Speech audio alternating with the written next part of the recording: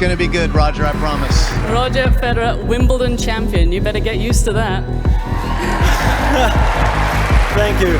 No, it's an absolute dream for me coming true, and I was always joking around when I was a boy. I'm gonna win this. And now I have it.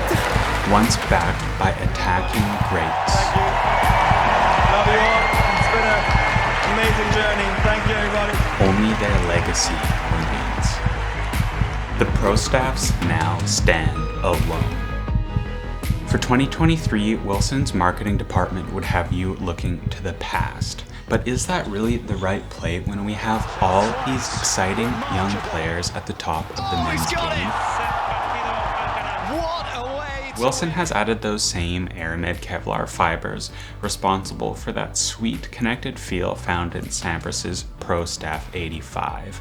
Additional flexibility has also been added through the shaft through a revolutionary new technology that Wilson calls paradigm bending, engineered to elicit that classic Pro Staff feel. But reveling in the greatness of the good old days can only get you so far. With Federer now retired, Wilson is now left without the most important player to racket endorsement deal in the history of tennis. And for the first time in years, Wilson is going to have to do more than mere marketing if they want to sell rackets. Wilson will actually have to make a pretty dang good racket. And not just a good racket by the standards of 1995, but something that still holds up in today's game for the modern player with modern explosiveness and a modern forehand. Tennis has changed so much since 1995. Even in the past 10 years, we've seen incredible developments at the professional level.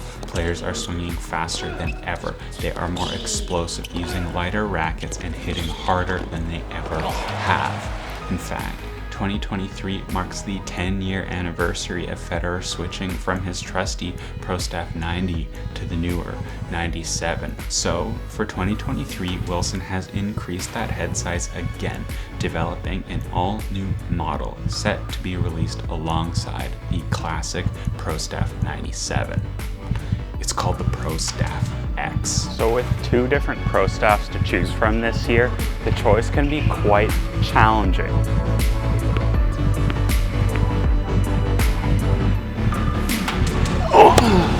Thanks so much to Courtside Sports for supplying the rackets for this review. The owner, Jimmy, is one of the biggest Fed fans that I've ever met. It's not every day that you encounter small business owners who are that passionate about their field, and Jimmy is definitely one of those. He's one of the reasons that I absolutely love working with Courtside Sports, and if you're looking for a new racket like one of these new Pro Staffs, you can use our code TennCom10 at checkout for 10% off regular priced rackets valued over 175 Canadian dollars. So does that 3-score-inch difference between the 97 and the X really matter? It's only 3% after all. So in theory, that larger head is going to give you 4 main advantages: more power, more spin, more stability, and more forgiveness. But how often do theoretical changes lead to actual practical improvements? For example, the Prostaff X boasts a twist weight that's a full point higher than the v14 Prostaff 97. This means that from factory, Wilson has added extra weight to the 3 and 9 o'clock locations on the racket. The more weight that you have distributed towards the sides of the frame, the more resistant that racket is going to be to twisting, making it feel a lot more torsionally stable. This higher twist weight combined with a larger head does actually translate to improved performance on the court. The stability on off-center shots with the Prostaff X is among the best on the market, comparable to the T-Fight ISO 305 and the Head Gravity Pro. The sweet spot feels absolutely immense on the Prostaff X, with almost no drop-off in playability towards the extremities of the string bed. So what exactly is the trade-off when compared to the Prostaff 97? Well, smaller head sizes typically offer 2 key benefits: speed and precision, the hallmarks of the great Roger Federer himself. Of course, the 97 feels more controlled, it feels more precise, but with less hitting area, it also is much easier to locate that ball on the string bed, leading to a much more predictable and responsive feel. Okay, let's try to get one of me being like an alpha.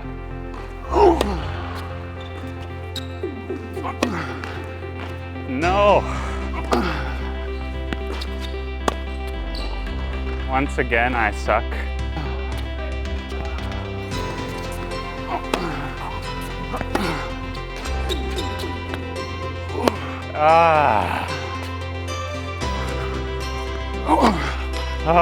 I gotta get like one good forehand. Now that's the kind of attacking tennis the Pro Staff loves.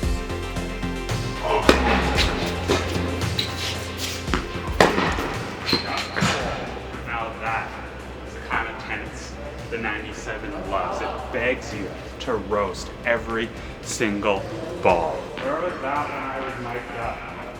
Yeah, exactly. Many find that smaller head sizes cut through the air more quickly, as there's simply less volume to drag through the air. You might not actually experience this on court though, because the weight distribution between these two frames is surprisingly different. While both rackets have that same 32 centimeter balance point and 315 gram unstrung static weight, they have two very different swing weights. Well, you must be thinking, if two rackets have the same weight and the same balance point, surely they must have the same swing weight. Well, it's a little more complex than that. You see, the key to swing weight is weight distribution. The further away from your hand that weight is added, the greater impact that weight will have on swing weight. Let's say you have two rackets, both have the same weight and both are perfectly even balanced. Let's say you want to add 10 grams of weight to both without changing the balance point. Well, there's a couple of ways that you can do this. One, you could just add all 10 grams right at the balance point. Easy peasy, squeeze a lemon. The other way you could do this is add 5 grams at the bottom of the handle and 5 grams in the tip. Now guess which one is going to have the higher swing weight? That's right. The one that has the weight distributed away from the balance point is going to have a higher swing weight. This is because swing weight is calculated with a quadratic effect on distance. That means the further up the racket that weight is, the greater effect it will have on swing weight. Another way we can look at this is through polarization. Essentially, the further away that weight is distributed from the balance point, the more polarized a racket may feel. Conversely, when you have that racket weight centered around the balance point, it's a more depolarized setup. So how exactly does this affect us on court? So the thing with polarization is it tells you a lot about how easy a racket is to use. Rackets that are more polarized, they feel heavier, like that. You have to really manage a lot of weight in the hoop. Takes better footwork than I have in a lot of cases to really get behind the ball to deliver a good shot. More depolarized rackets, on the other hand, they're typically easier to use. There's less weight in the head. They don't feel as clubby. They let you just whip around the ball when you need to. Well, obviously we knew that the 100 was going to be more forgiving than the 97. The thing is, Wilson just isn't known for having very good quality control. The static weight and balance for both my 97 and X were pretty much right on target, but the swing weight with the 97 measured at 325, coming in only 2 points higher than the X and nearly 10 points lower than what it should have been. This means that for this test, we are really just isolating for the difference in head size. So even though the swing weight on the 97 is a little bit higher, it does feel faster through the air. Oh, you can really whip up the back of the ball. Put on as much spin as you want. You can trust the string bed to deliver those RPMs.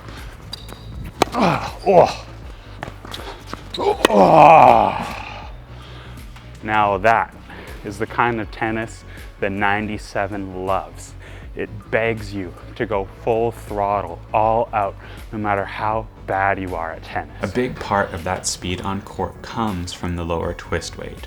Even though Tennis Warehouse's average twist weight for the 97 is supposed to be 15, our copy only measured in at 13.3. Well, this is for two reasons. The first is that twist weight simply doesn't have the same level of quality control as many other specs. The other has to do with method of measurement. I'm not exactly sure how Tennis Warehouse measures twist weight, but the way that I have to do it using my Graffiti SW1, which I absolutely love by the way, is by subtracting swing weight from spin weight. And Brian, the designer of my SW1, notes that this tends to underestimate actual twist weight, but unfortunately it's just the best we can do for now.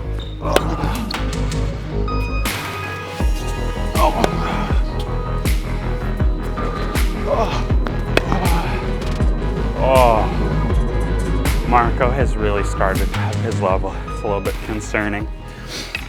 And that's the kind of case you might want to switch to the 100. A little bit more punch on those returns. Our Prostaff X measured a twist weight of 14.2, but it feels way more stable than the 97. It's not that the 97 feels unstable per se, but when you're pressed behind the baseline or returning serve, it just doesn't give you a ton of extra help. The X feels like it's got so much more weight behind the ball and it can plow through any off-center shot with absolute ease.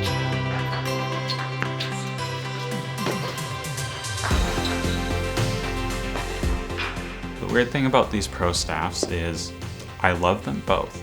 I felt right at home with both of them on the first hit. If you've enjoyed this video or learned anything new, please drop us a like. That will help us spread to more viewers so we can keep making more and better content.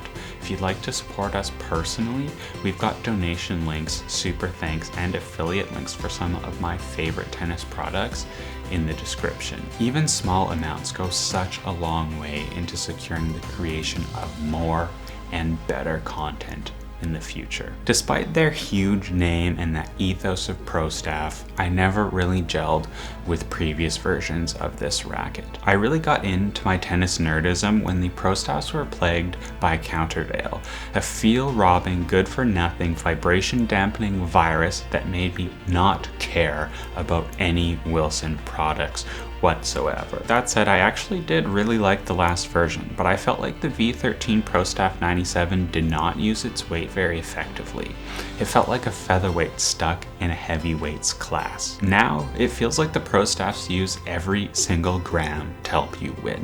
I love the balance on these rackets. They feel right at home, both my forehand and backhand. I love the extra stability and forgiveness on the 100, and I love the immense precision available on the 97. But there's one thing we still haven't talked about. So many of these rackets that really help you win just don't offer great feel. Rackets like the Pure Aero VS, the Technofiber T-Fight ISO, and the Babolat Pure Drive, they offer amazing performance, great power, spin, and stability, but they require so much vibration dampening to harness that high stiffness that it simply kills the feel. Now these Pro Staffs, they both have awesome feel.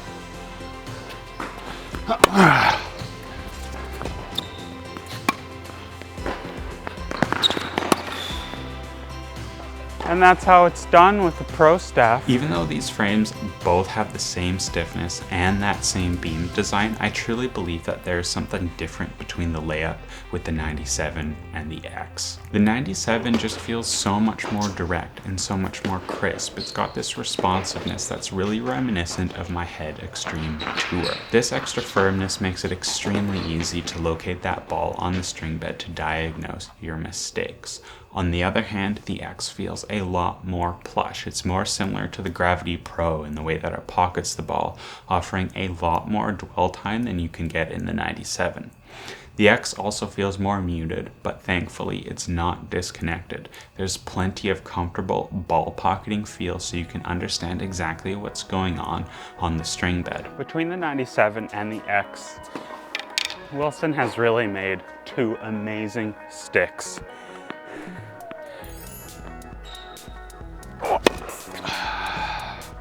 And they let you hit aces like that all day long. On the face of it, these rackets may seem nearly identical, but when you really analyze the strengths and weaknesses of each frame, the choice becomes quite clear.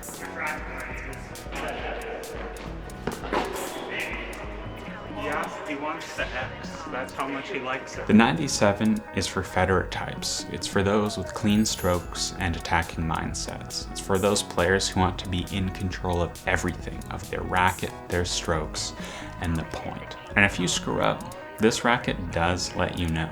But that's the beauty of it, because when you do hit that perfect shot, there truly is no sweeter feeling. The X, however, is for the modern player. It's for that baseline basher who crushes every single ball from all areas of the court.